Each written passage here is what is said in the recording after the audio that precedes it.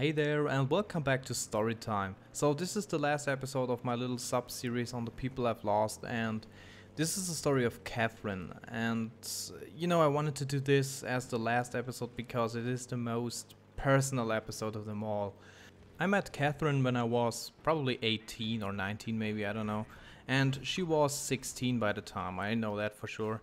And, from the first time I saw her, I could just tell that she had some issues in her past, and I don't know how to explain that. She was the kind of person. You see them walking around and you just think they're carrying the weight of the world on their shoulders. They have this burden to carry, and I don't know. She seemed darker than she actually looked. I don't know if you've ever seen that, but there are these people out there. They smile at you, and you just know that the smile isn't really a smile. It's some kind of mask to cover to cover the sadness inside. It's hard to explain, but if you've ever seen it, you will know what I mean. And she was just that kind of person, but she was an amazing person. She was just an amazing woman, and damn. Thinking about her really makes me sad.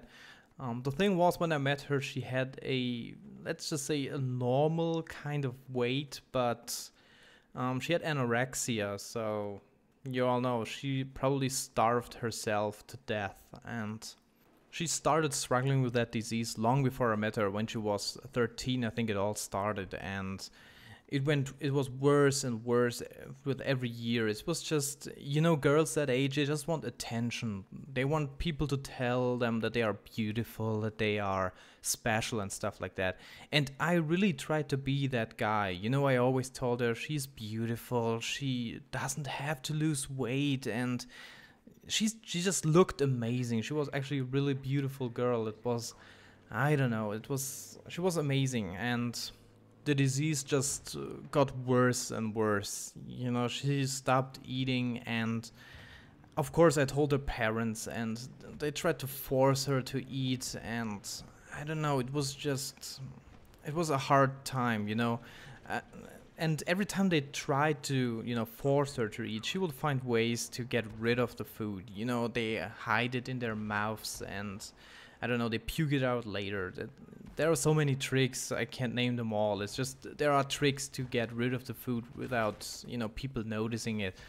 And, she grew weaker and weaker with every week, and I really tried to help her. Her parents really tried to help her, and she had a couple of friends and they tried to help her, but nothing really seemed to work. And, now in retrospective, I would say they should have put her in some kind of institution, I don't know, just in a hospital or something like that, but they didn't, or at least they didn't soon enough. So by the time she was almost 17, by the time, she was very, very weak, and she collapsed in school. She still went to school, yeah, and yeah, she collapsed in school.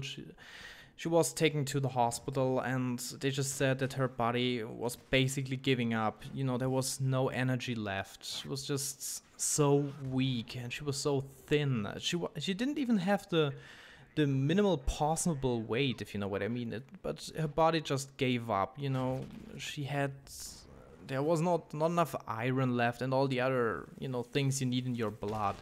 She was just very weak, and I think it took about 2 weeks.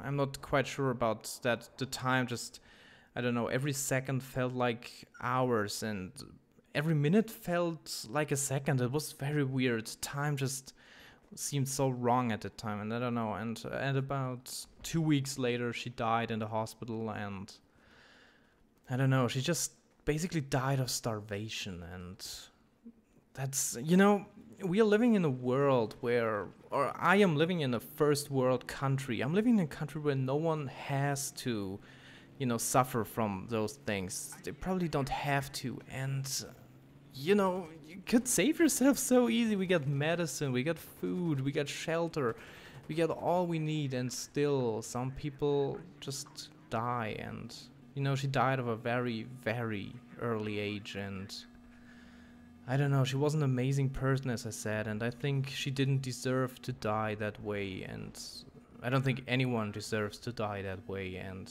it just makes me really sad to think about her, to think of Catherine and the things she could have probably done in her life, and the things she will miss, of course, the things she will never have, like children and a husband.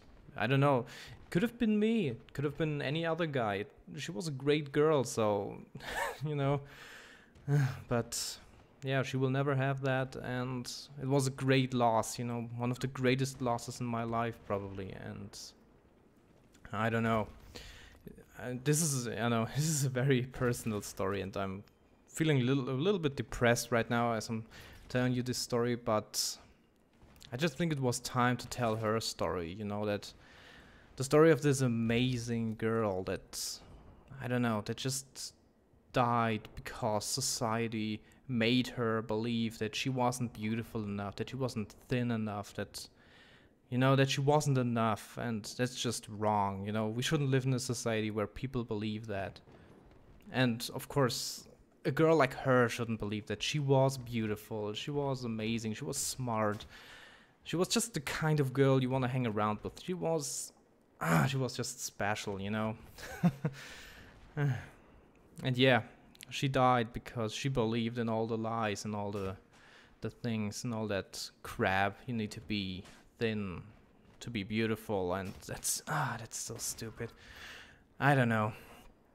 But yeah, that was the story of Catherine, and yeah, I hope wherever she is, she will think she's beautiful now. If there's an afterlife, probably. I don't know. But yeah, so yeah, this ends this little sub-series of the people I lost in my life. I kind of hope you enjoyed it. It's weird to say that, but yeah, that was it for this little sub-series. I'm iLostLink, signing out.